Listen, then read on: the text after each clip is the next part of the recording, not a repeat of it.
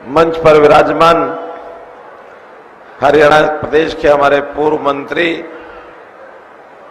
मान्यवर श्री विनोद शर्मा जी,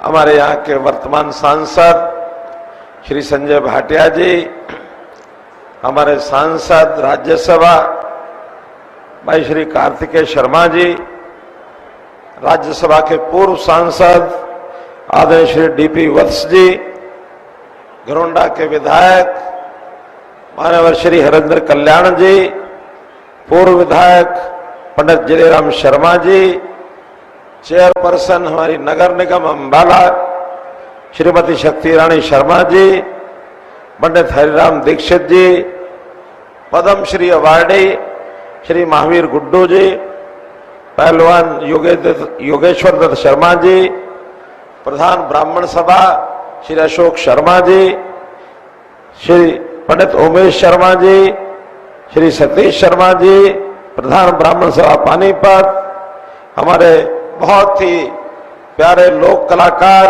भाई मासूम शर्मा जी, प्रधान बनबोरी देवी मंदिर श्री सुरेंद्र शर्मा जी, श्री सुशील कौशिक जी मंगाली से, डॉक्टर जयपाल शर्मा जी, प्राचार्य गौड़ संस्था पैरावर और मेरी समस्त ब्राह्मण सदारी, पत्रकार छायाकार मित्रों, कलाकार बंधुओं,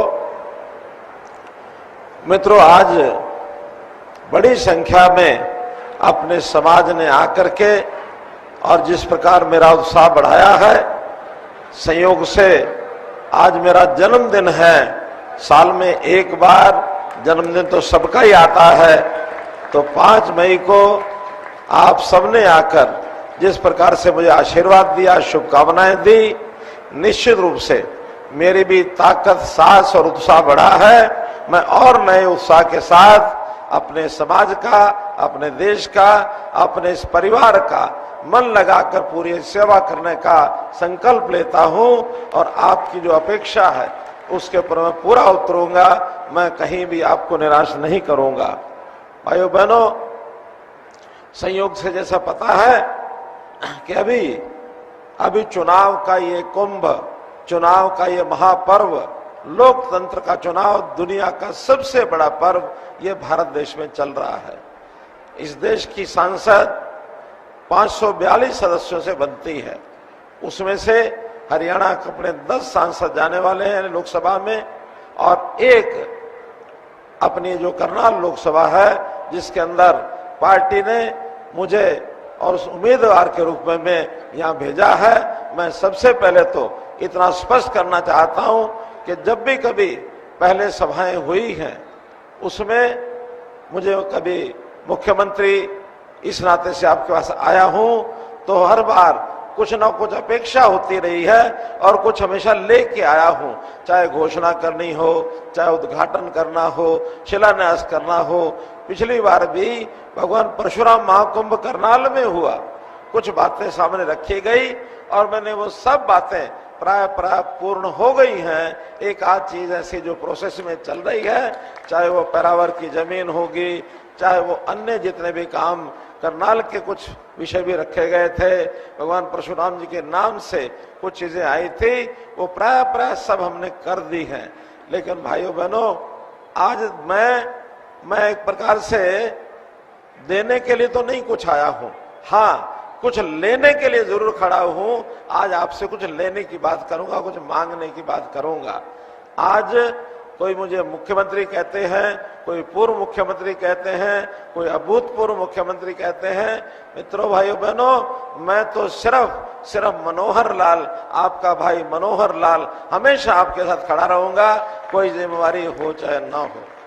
तो मैं तो इतनी बात कहूंगा कि भगवान परशुराम जी जिस समय में हुए, उस समय जो समाज की स्थिति थी, उस न्याय और अन्याय की लड़ाई को लड़ने के लिए, उस ज्ञान के भंडार के नाते से भगवान परशुराम जी शास्त्र और शस्त्र दोनों का उपयोग करते थे कि समाज में एक अच्छी दिशा तय की जाए। ऐसा विष्णु पुराण में आता है कि भगवान परशुराम जी का बचपन का नाम राम था। ऐसा कहते हैं भगवान शिव ने उनको एक फरसा दिया। फरसा यानी परसु उसको कहते हैं, परसा भेंट किया और अन्यायी शक्तियां, राक्षसी शक्तियां उनके साथ लड़ाई करके उनको समाप्त करने का वरदान दिया। तब से उनका नाम परशुराम हो गया भाई बहनों, तब से उनका नाम भगवान परशुराम हुआ। तो आज भी जैसे न्याय अन्याय की लड़ाई उस समय थी, आज भी वही लड़ाई है। महाभारत काल में भी वही लड़ाई थी।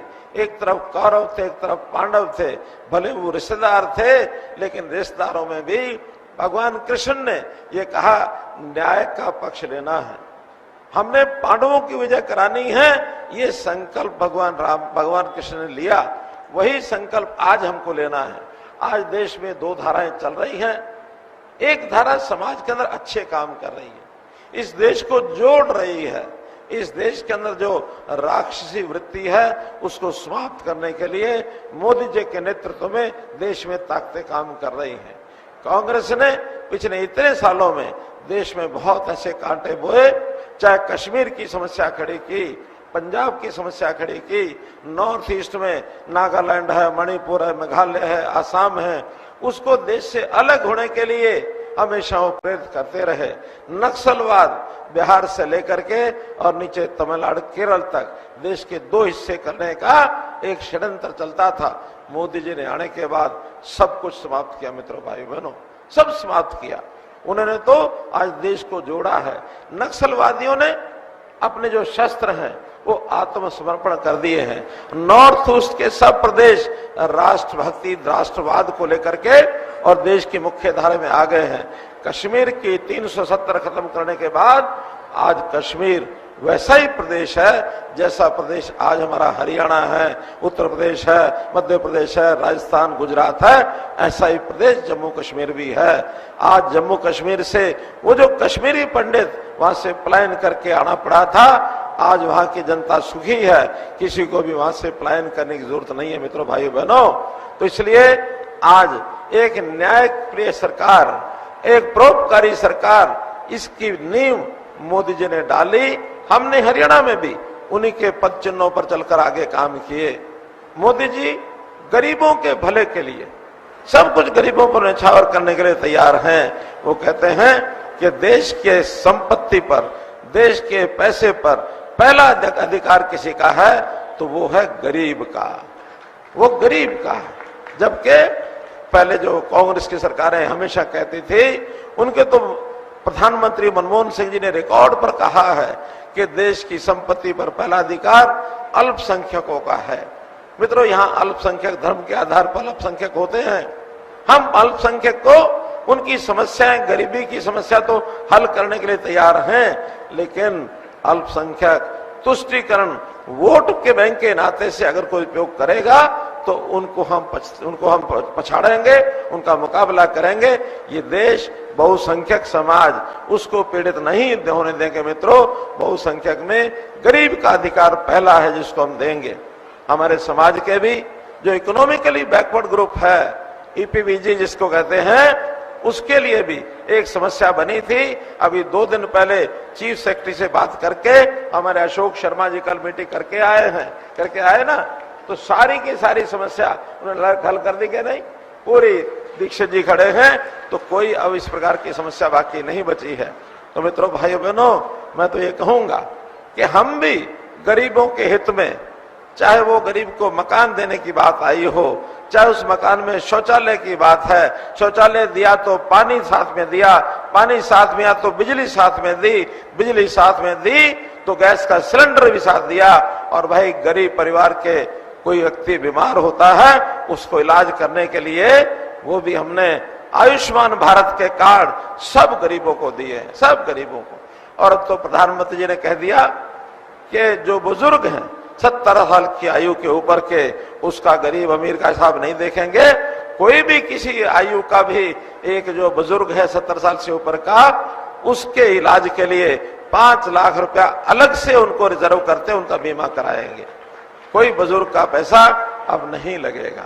हमने हरियाणा में जो 1,80,000 की लिमिट की है गरीबी की, बाकी सारे देश में 1,20,000 की लिमिट है। हमने वो रेखा भी थोड़ा सा और बड़ी करके उसमें 15 लाख परिवार और जोड़े हैं। और यही नहीं, जो 1,80 से ऊपर 3 लाख तक के 7 लाख परिवार हैं, उनको भी कहा सिर्फ 1500 रुपया साल का दे करके आप भी 5 लाख रुपए के बीमे के हकदार बन सकते हैं। 7 लाख लोगों को उनको फायदा दिया है। मित्रों, क्या क्या गिनाया जाए, विषय बहुत है गिनाने के लिए। मैं तो इतना ही कहूंगा कि आज भी लड़ाई जो है न्याय अन्याय की है, पुण्य पाप की है, सच और झूठ की है। इसके अंदर हमारे विपक्षी सेना के लोग यानी कौरवों के लोग अफवाहें फैलाएंगे, पैसा खर्च करेंगे, लोगों को बहकाएंगे, लालच देंगे और लालच की बात तो कैसे स्वीकार करने लग गए हैं। हमारे हिसार के कैंडिडेट कांग्रेस के, उनसे पूछा हमारे पत्रकार भाई ने कि भाई बिना खर्ची बिना पर्ची की बात से आप कितना सहमत हैं। वो कहते हैं खर्ची तो कभी हमने भी चलने नहीं दी, चाहे मनोहर लाल को पूछ लो, पूछवा भी मेरे से रहे हैं, जबकि मुझे पता है कि कितनी खर्ची कहाँ लगती थी, सब पता है मुझे। लोग साथ में कहते हैं कि पर्ची तो चलनी ही चाहिए, अगर पर्ची नहीं चलेगी तो फिर हम अपने लोगों को कैसे लगा सकेंगे। तो इस प्रकार का भेदभाव आज भी उनके दिमाग में घुसा हुआ है। आज भी वो गरीब आदमी को मेरिट के आधार पर नौकरी मिले, सामान्य आदमी को मेरिट पर नौकरी मिले, इसके हक में तो आज भी नहीं खड़े हैं। मित्रों, ये बहुत उनके पार्ट पर एक शर्म की बात है। ये सजग होना है तो हमको होना है कि हमको इस लड़ाई में, हमको इस लड़ाई के अंदर समाज के हित में काम करे लोगों को आगे लाना है। उन नरेंद्र मोदी जी का हाथ मजबूत करना है जिन्होंने अपने देश को दुनिया में 5 बड़ी विश्व शक्तियां जो हैं, आर्थिक शक्तियां, उसमें लाके खड़ा कर दिया है। कोई समय था हमारा देश बहुत नीचे माना जाता था, लेकिन आज हमको विश्वास है आने वाले 5 साल में न केवल 5 बल्कि दुनिया की पहली 3 शक्तियां, 1 2 3, उसके अंदर भारतवर्ष का नाम आएगा। मित्रों, उसके अंदर आएगा। आज बहुत बड़ा एक परिवर्तन हो रहा है। मैं चूंकि आप लोग काफी देर से बैठे हैं, मुझे बताया गया कि यहाँ तो 11 बजे लोग आ गए थे, लेकिन संयोग से आज मिलने वालों का तांता खूब लगा हुआ। संत महात्मा भी कुछ एक जगह सब लोगों ने सम्मेलन किया, मुझे वहां बुलाया गया, मैंने उनसे आशीर्वाद लिया, उनके चरण स्पर्श किए, 1-1.5 घंटा उसमें लग गया। फिर हमारे पार्टी कार्यालय में बहुत से लोग आए हुए थे। जैसे ही वहां से फ्री हुआ हूं तुरंत दौड़ के आया हूं, लेकिन इतनी देर से इतने सारे लोग बैठे हैं, मैं आपका बहुत आभार प्रकट करता हूं, बहुत बहुत धन्यवाद करता हूं। और अंत में अपील करता हूं, अपील यही है कि आने वाला 25 मई हरियाणा का, ये सबको ध्यान रखना है, खास करके करनाल लोकसभा में आपका अपना मनोहर लाल प्रत्याशी है, और करनाल विधानसभा में, ये जो स्थानीय करनाल की विधानसभा की इकाई, इसके अंदर अपने मुख्यमंत्री श्री नायब सिंह सैनी वो यहाँ प्रत्याशी होंगे। इसलिए उस दिन हम ज्यादा से ज्यादा संख्या में यहाँ वोट डलवा करके, और 4 जून को एक प्रकार का निर्णय जो परिणाम आए, उस परिणाम में सब लोगों की तरफ से एक ही बात आए कि 4 जून आई भाजपा भाई, यही बात मन में रखनी चाहिए। 25 मई कांग्रेस गई, ये संकल्प लेकर के आप आगे बढ़े तो आपका बहुत बहुत आभार, बहुत बहुत धन्यवाद।